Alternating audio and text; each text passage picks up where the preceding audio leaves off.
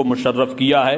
پروردگار عالم اپنے مقدس کلام میں بڑے ہی فصیح و بلیغ انداز میں ارشاد فرماتا ہے، یا ایھا الذین آمنوا اذا قمتم الی الصلاۃ، ایمان والو جب تم نماز کی طرف جاؤ یا نماز پڑھنے کا ارادہ کرو، فاغسلوا وجوہکم، تو اپنے چہروں کو دھو لو، وامسحوا برؤوسکم، اور اپنے سروں کا مسح کرو، وارجلکم الی الکعبین، اور اپنے پیروں کو ٹخنوں تک دھو لو، فاغسلوا وجوہکم وایدیکم الی المرافق، اور اپنے ہاتھوں کو کوہنیوں سے اوپر تک۔ حضرات قرآن عظیم کی اس آیت کریمہ میں اللہ تعالیٰ نے وضو کے 4 فرضوں پر روشنی ڈالتے ہوئے ایمان والوں کو مخاطب کر کے خطاب فرما، ایمان والوں جب تم نماز کی طرف جاؤ یا نماز پڑھنے کا ارادہ کرو تو پہلے وضو کر لو۔ وضو میں کتنے فرض ہیں؟ 4 فرض ہیں۔ یہ تمام حضرات کو یاد رکھنا چاہیے۔ اور یہاں ایک نقطے کی بات بتاتا ہوا چلوں، اللہ تعالیٰ نے نماز پڑھنے کا حکم، رمضان کے روزے رکھنے کا حکم، زکوٰۃ ادا کرنے کا حکم، صدقہ و خیرات کرنے کا حکم، حج بیت اللہ کرنے کا حکم صرف اور صرف ایمان والوں کو دیا ہے۔ بے ایمانوں کو نماز پڑھنے کا حکم نہیں ہے، بے ایمانوں کو رمضانوں کے روزے رکھنے کا حکم نہیں ہے، اس لیے کہ جو صاحب ایمان ہوتے ہیں، جن کے پاس ایمان کی دولت ہوتی ہے، وہ بڑے خوش نصیب ہوتے ہیں۔ سوال یہ پیدا ہوتا ہے کہ ایمان والا کون ہے، ایمان کی حقیقت کیا ہے، ایمان کی تعریف کیا ہے، ایمان کی ڈیفینیشن کیا، ایمان کہتے کس کو ہے، یہ سمجھنا اور اس کا علم رکھنا جاننا ہر مسلمان کے لیے از حد لازم اور ضروری ہے۔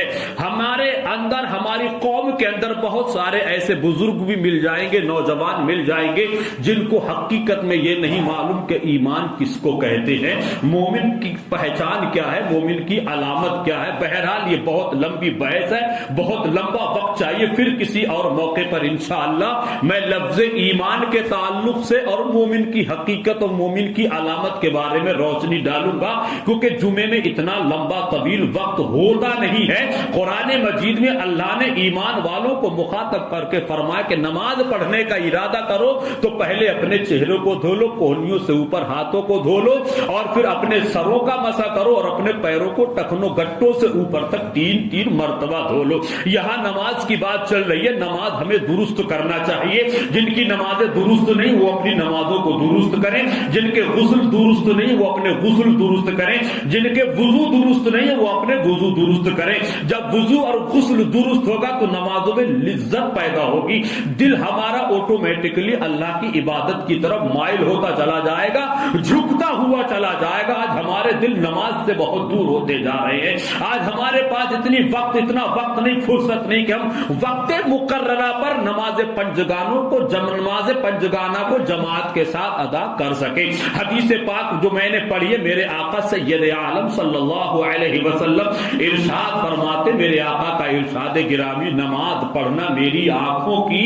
ٹھنڈک ہے۔ جب کوئی بندہ اللہ کی عبادت کرتا ہے، حالت قیام میں ہو یا حالت رکوع میں ہو، حالت قاعدے میں ہو یا حالت سجدے میں ہو، لیکن سکون کو کس کو ملتا ہے؟ مدینے والے مصطفیٰ کو۔ آرام کس کو ملتا ہے؟ گنبد خضرا میں آرام فرمانے والے آقا کو۔ آنکھوں کو ٹھنڈک کس کو پہنچتی ہے؟ میرے پیارے آقا کو۔ نماز ہم پڑھتے ہیں، رمضان کے روزے ہم رکھتے ہیں، قیام ہم کرتے ہیں، قرات ہم کرتے ہیں، رکوع سجدہ ہم کرتے ہیں، اللہ کی عبادت ہم کرتے ہیں، لیکن ٹھنڈک میرے نبی کی آنکھوں کی ہے۔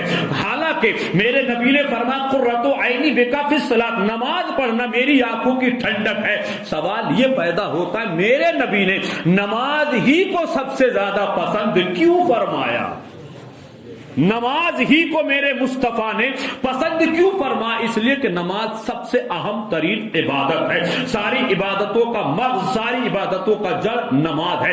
اگر آپ کے پاس نماز نہیں تو پھر آپ روزہ رکھیے گا، اس کی رب کو کوئی پرواہ نہیں۔ اگر آپ چاہتے ہو کہ ہمارا روزہ رب کی بارگاہ میں قبولیت کے درجے پر فائز ہو جائے تو نماز کا پابند بننا پڑے گا۔ اگر آپ چاہتے ہو کہ ہمارا عمرہ قبول ہو جائے تو نمازی بننا پڑے گا۔ اگر آپ چاہتے ہو کہ ہماری زکوٰۃ قبول ہو جائے نماز پڑھنا پڑے گی۔ اگر آپ چاہتے ہو کہ ہمارا حج قبول ہو جائے تو پہلے نمازی بننا پڑے گا، کیونکہ بغیر نماز کے کوئی فرض عبادت بھی قبول نہیں ہے۔ نفلی عبادتوں کا سوال بعد میں کیجئے گا، پہلے نمازوں کو ان کے مقررہ وقتوں پر ادا کیجئے گا۔ سوال یہ پیدا، میرے نبی نے صرف نماز ہی کو پسند کیوں فرمایا؟ میرے نبی چاہتے تو اس طرح سے بھی ارشاد فرما سکتے تھے قرۃ عینی بکا فی الحج، حج کرنا میری آنکھوں کی ٹھنڈک ہے، مگر میرے نبی نے حج کے لیے نہیں فرمایا قرۃ عینی بکا فی الحج، حج کرنا میری آنکھوں کی ٹھنڈک ہے۔ نبی نے یہ نہیں فرمایا قرۃ عینی بکا فی الصوم، رمضان کا روزہ رکھنا میری آنکھوں کی ٹھنڈک ہے۔ نبی نے یہ بھی نہیں فرمایا قرۃ عینی بکا فی الزکات، زکات ادا کرنا میری آنکھوں کی ٹھنڈک ہے۔ نہیں، میرے نبی نے زکات کے بارے میں، حج بیت اللہ کے بارے میں اور زکات اور حج بیت اللہ کے بارے میں میرے نبی نے نہیں فرمایا، نہ رمضان کے بارے میں فرمایا کہ نہ رمضان کے روزے رکھو گے تو مجھے ٹھنڈک حاصل ہوگی، یا میری آنکھوں کو قرار ملے گا، یہ میری آنکھوں کو چین اور سکون ملے گا، یا میری آنکھوں کی ٹھنڈک رمضان کا روزہ۔ میرے نبی نے نہ روزے کو کہا، نہ حج بیت اللہ کو کہا، نہ زکات کو کہا، بلکہ کہا تو صرف اور صرف نماز کو کہا۔ وہ نماز جس کے بارے میں کسی نے منظر کشی کرتے ہوئے کہا تھا کہ سب مسجد تو بنا لی، سب بھر میں ایمان کی حرارت والوں نے، من اپنا پرانا پاپی ہے، برسوں میں نمازی بن نہ سکا، یہ ایک سجدہ ہے جسے تو گرا سمجھتا ہے، ہزار سجدوں سے دیتا ہے آدمی کو نجات۔ شرط یہ ہے کہ اللہ کی بارگاہ میں کوئی جھکنے والا تو ہونا چاہیے، اس کی بارگاہ میں سر سجود ہونے والا تو چاہیے۔ آقا ارشاد فرماتے نماز میری آنکھوں کی ٹھنڈک ہے۔ اب میرے نبی نے صرف نماز ہی کو پسند کیوں فرمایا؟ اس لیے کہ حج زندگی میں صرف ایک مرتبہ کرنا فرض ہے، وہ بھی ہر مسلمان حج نہیں کر سکتا۔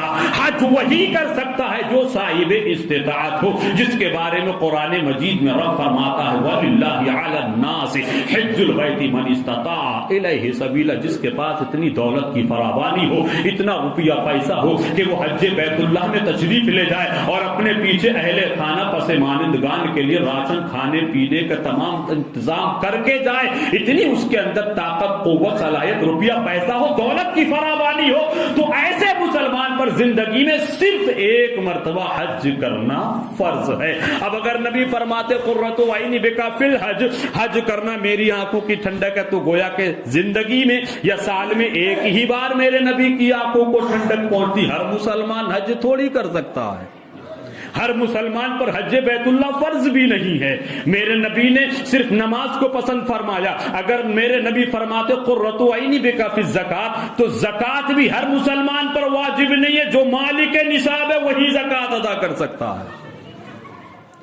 جو مالک نصاب ہے، جس کے پاس 52.5 تولہ چاندی یا 7.5 تولہ سونا ہو، یا ان دونوں میں سے ایک چیز ہو، یا اتنی قیمت ہو کہ جس سے 7.5 تولہ سونا خرید لیا جائے، یا 52.5 تولہ چاندی کی قیمت ہو، تو اس پر زکات فرض ہے۔ زکات بھی ہر مسلمان پہ فرض نہیں، حج بیت اللہ کرنا بھی ہر مسلمان پر فرض نہیں، کیونکہ زکات کے لیے ایک سال اس مال اور روپیے کے ایک سال کا وقت کا گزر جانا یہ ضروری ہے۔ اگر نبی زکات کو پسند فرماتے تو سال میں ایک ہی بار تو آدمی زکات دیتا ہے، تو نبی کی آنکھوں کو ٹھنڈک ایک ہی سال میں ایک ہی مرتبہ پہنچتی۔ اب رہا قرۃ عینی بکا فی الصوم نہ فرمایا تو رمضان المبارک کا مہینہ، 12واں مہینہ یعنی 11 مہینہ آپ دن میں کھانا پینا کر سکتے ہیں، لیکن رمضان کے مہینے میں سب مسلمان عاقل مرد عورت پر رمضان کے روزے فرض ہیں۔ اگر نبی فرماتے قرۃ عینی بکا فی الصوم، رمضان کے روزے رکھنا میری آنکھوں کی ٹھنڈک ہے، تو گویا کہ وہ بھی سال میں ایک مہینہ رکھے جاتے۔ تو میرے نبی نے جو سب سے اہم ترین عبادت تھی اس کو پسند فرمایا۔ زکات ہر مسلمان نہیں ادا کر سکتا، حج بیت اللہ ہر مسلمان ادا نہیں کر سکتا۔ رہا رمضان کا معاملہ تو سال میں ایک مہینہ آتا ہے صرف رمضان کا، لیکن قرۃ عینی بکا فی الصلاۃ، نماز میری آنکھوں کی ٹھنڈک ہے۔ نماز پڑھنے کے لیے امیر ہونا ضروری نہیں، نماز پڑھنے کے لیے مالک نصاب ہونا ضروری نہیں، نماز پڑھنے کے لیے صاحب استطاعت ہونا ضروری نہیں، نماز پڑھنے کے لیے 52.5 تولہ یا 7.5 تولہ سونا، زمین، جائیداد، دولت کی فراوانی کا مالک اور مختار ہونا ضروری نہیں۔ نماز کے لیے مرد، مومن، مسلمان، عاقل، بالغ ہونا ضروری ہے۔ بے شک سبحان اللہ سبحان اللہ۔ اب جب نماز کو میرے نبی نے پسند فرمایا تو نماز 24 گھنٹے میں 5 مرتبہ پڑھی جاتی ہے، فجر، ظہر، عصر، مغرب، عشاء۔ کیا مطلب؟ جب میرے نبی نے نماز ہی کو پسند فرمایا، میرے نبی نے جب نماز ہی کو محبوب فرمایا ہے تو میرے رب نے سسٹم ایسا بنا دیا، اے محبوب جب تمہیں نماز پڑھنا ہی پسند ہے، جب تمہیں بندوں کی جب تمہاری امت تمہارا امتی نماز پڑھے گا، میرا بندہ کوئی نماز پڑھے گا، تمہیں چین ملے گا، تمہاری آنکھوں کو ٹھنڈک ملے گی۔ تو اے محبوب میں سورج کے نکلنے کا سسٹم کچھ ایسا ہی بنا دوں گا کہ 24 گھنٹے نماز ہوتی رہے گی اور 24 گھنٹے میرے محبوب کی آنکھوں کو ٹھنڈک پہنچتی رہے گی۔ آپ یہاں نماز جمعہ ادا کر رہے ہیں، کسی دوسرے ملک میں جا کے دیکھیے تو وہاں فجر کا وقت ہو رہا ہوگا، کہیں عصر کا وقت ہو رہا ہوگا، کہیں عشاء کا وقت ہو رہا ہوگا، کہیں مغرب کا وقت ہو رہا ہوگا۔ سورج کے نکلنے کا سسٹم کچھ اس طرح سے میرے رب نے پیدا فرمایا ہے کہ کہیں ظہر ہوگی تو کہیں عصر ہو رہی ہوگی، کہیں مغرب ہو رہی ہوگی تو کہیں فجر ہو رہی ہوگی۔ اے محبوب گویا کہ 24 گھنٹے اللہ اکبر کی صدا بلند ہوتی رہے گی اور 24 گھنٹے میرے بندے تیرے امتی نماز پڑھتے رہیں گے، تیری آنکھوں کو ٹھنڈک پہنچتی رہے گی۔ اس لیے میرے نبی نے فرمایا قرۃ عینی بک فی الصلاۃ، نماز میری آنکھوں کی ٹھنڈک ہے۔ بھائی جان برا مت مانیے گا، نمازوں سے دور بت جائیے گا، نمازوں کی طرف آئیے گا، دنیا کی ساری پریشانیاں دور ہو جائیں گی۔ آخری بات سماعت کر لیجئے، دور فاروقی ہے، ایک بوڑھی ضعیفہ جس کی قوت بصارت جواب دے چکی ہے، اپنے گھر میں کھانا بنانے کے لیے جب وہ گھر سے دکان سے تیل خریدا اور تیل خریدنے کے بعد جب اپنے گھر کی جانب جانے لگی، ٹھوکر لگی، سارا تیل زمین پر گر گیا۔ یہ ان لوگوں کے لیے ایک حکایت بھی ہے، نصیحت آمیز بھی ہے، سبق بھی ہے، درس بھی ہے، عبرت بھی ہے جو نمازوں سے دور ہیں۔ ٹھوکر لگی، سارا تیل گر گیا۔ تیل گرنے کے بعد میری عقل یہ کہتی کہ دوبارہ پیسے لو، دکان سے خرید لو، مگر نہیں، وہ بوڑھی ضعیفہ اللہ نے اس کو ایمان کی دولت سے مالا مال فرمایا۔ دور فاروقی ہے، حضرت عمر فاروق اعظم رضی اللہ تبارک و تعالی عنہ کے دربار میں پہنچی اور پہنچنے کے بعد عرض کرتی ہے یا خلیفۃ المسلمین، یا امیر المومنین، دیکھیے میرے بڑھاپے کا حال تو دیکھیے، جسم کے سارے اعضاء جواب دے چکے ہیں، کھانا بنانے کے لیے دکان سے تیل خرید کے میں اپنے گھر کی جانب جا رہی تھی، ٹھوکر لگا، سارا تیل گر گیا، مجھے جو گرا ہوا تیل تھا مجھے وہی چاہیے۔ حضرت امیر المومنین عمر فاروق اعظم مسکراتے ہیں اور ارشاد فرماتے ہیں بڑی بھی یہ کیسی بچوں والی ضد کر رہی ہو، یہ کون سا آپ ضد کر رہی ہو، جو تیل زمین کھا کے وہ دوبارہ کیسے نکال سکتی ہے، لو میں پیسہ دے دیتا ہوں، اپنے کھانے کا انتظام کیجئے۔ آپ اپنے کھانا بنانے کے لیے تیل لے کے آ رہی تھی، آپ تیل وہ نہ مل سکے تو کم سے کم دوسرا تیل خرید لیجیے۔ نے کہا نہیں حضور مجھے وہی تیل چاہیے جو زمین کے اس ٹکڑے پر گرا ہے۔ زیادہ اصرار پہ اصرار بڑھتا رہا، وضد ہونے لگی، ضد پہ ضد کرنے لگی، اصرار پہ اصرار بڑھنے لگا۔ حضرت عمر فاروق اعظم اٹھے، جلال کے عالم میں ہیں، اس بوڑھی ضعیفہ کے ساتھ اسی جگہ تشریف لائے جس زمین کے ٹکڑے پر اس بوڑھی ضعیفہ کا تیل گرا تھا۔ آپ نے ایک روایت میں یہ آتا ہے کہ آپ نے ایک کاغذ کے ٹکڑے پہ لکھ کر کے وہاں رکھا تھا، اور ایک روایت میں یہ آتا ہے کہ آپ نے اپنی زبان فیض ترجمان سے زمین کے اس ٹکڑے کی طرف مخاطب ہو کر کے فرمایا تھا اے زمین کے ٹکڑے، اس بوڑھی ضعیفہ کا اگر تو نے تیل واپس نہ کیا تو یاد رکھنا تیرے اس ٹکڑے پر، تیرے اتنے حصے پر ایک بے نمازی کو دفنا دوں گا۔ کیا مطلب؟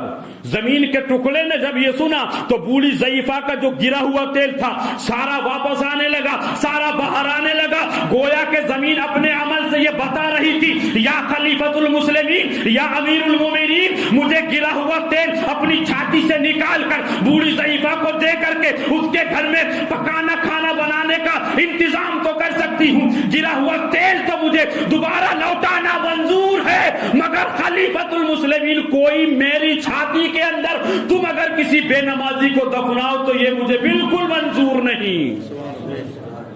نمازوں سے دور مت بھاگو، اپنے رب کو راضی کرو، مصطفیٰ کو راضی کرو، آپس میں اتفاق اور اتحاد کی زندگی گزارو۔ موت کا کوئی بھروسہ نہیں ہے، زندگی ایک کرائے کا گھر ہے، ایک نہ ایک دن بدلنا پڑے گا۔ موت جب ہم کو آواز دے گی گھر سے باہر نکلنا پڑے گا، اس سے پہلے موت کا فرشتہ میرے اور تمہارے دروازے پر انٹری کرے۔ بہتر ہے کہ 2 نمبروں سے بچ جائیے، جوا سے دور رہیے گا، شراب نوشی سے دور رہیے گا، برے کاموں سے خود بھی بچیے گا، اپنے بھائیوں کو بچانے کی کوشش کیجیے گا۔ اگر صحیح معنی میں اخلاق مصطفیٰ کو اپنانے، کردار مصطفیٰ کو اپنانے، تو خدا کی قسم دنیا بھی ہماری سنور جائے گی اور آخرت بھی سنور جائے گی۔ حدیث پاک میں میرے آقا سید عالم صلی اللہ علیہ وسلم نے ارشاد فرمایا، قرۃ عینی بک فی الصلاۃ، میرے نبی کی آنکھوں کو ٹھنڈک پہنچاؤ نماز کے ذریعے۔ نماز پڑھو گے میرے نبی کی آنکھوں کو ٹھنڈک پہنچے گی۔ غریبوں کی مدد کرو، بڑوں کی تعظیم و تکریم کرو، چھوٹوں کے سروں پہ دست شفقت پھیرو۔ آقا کریم سید عالم صلی اللہ علیہ وسلم کے جب ہم امتی ہیں، نبی کا کلمہ پڑھنے والے ہیں، نبی کے نام پر اپنا تن من دھن سب کچھ قربان کرنے والے ہیں، تو کم سے کم نبی کی محبت میں، رب کو راضی کرنے کی نیت سے، خوف خداوندی میں، موت کے تصور میں زندگی گزاریے گا تو انشاءاللہ دنیا بھی ہماری بہتر ہو جائے گی، آخرت بھی بہتر ہو جائے گی۔ میرا رب قرآن مجید میں ایک موقع پر ارشاد فرماتا ہے وَأَقِیمُوا الصَّلَاةَ، نماز قائم کرو، اور ایک جگہ ارشاد فرماتا ہے ان الصلاۃ تنہا عن الفحشاء والمنکر، بے شک نماز بے حیائی اور بری باتوں سے روکنے والی ہے۔ سچ یہ ہے کہ بندہ سچے دل سے نمازی بنے، سچے دل سے رب کی عبادت کرے، سچے دل سے رب کو اپنا معبود حقیقی مانتے ہوئے اپنے آپ کو چھوٹے بڑے گناہوں سے بچنے کی کوشش کرے۔ انشاءاللہ آج نہیں تو کل ضرور بچ جائے گا، شرط یہ کہ کم سے کم گناہوں سے بچنے کا ارادہ تو کیا جائے، گناہوں سے بچنے کی کوشش تو کی جائے۔ اللہ تعالیٰ کی مقدس بارگاہ میں دعا ہے کہ اللہ تعالیٰ ہمیں اور آپ کو، تمام عالم اسلام کے خوش عقیدہ مسلمانوں کو، پوری دنیا عالم اسلام کے مسلمانوں کو، پوری امت مسلمہ کو آپس میں اتفاق اور اتحاد کی زندگی نصیب فرمائے۔ ہم تمام مسلمانوں کو نماز پنجگانہ جماعت کے ساتھ ادا کرنے کی ہمت اور توفیق نصیب فرمائے۔ خوب کی سیر چمن پھول چنے شاد رہے، باغ میں جاتا ہوں گلشن تیرا آباد رہے، رہا گلشن تو پھول کھلتے رہیں گے، رہی زندگی تو انشاءاللہ ہم اور آپ ملتے رہیں گے۔ میرے بولنے میں قصداً سہون کوئی بھی چھوٹی بڑی غلطی ہو گئی، مولا اس کو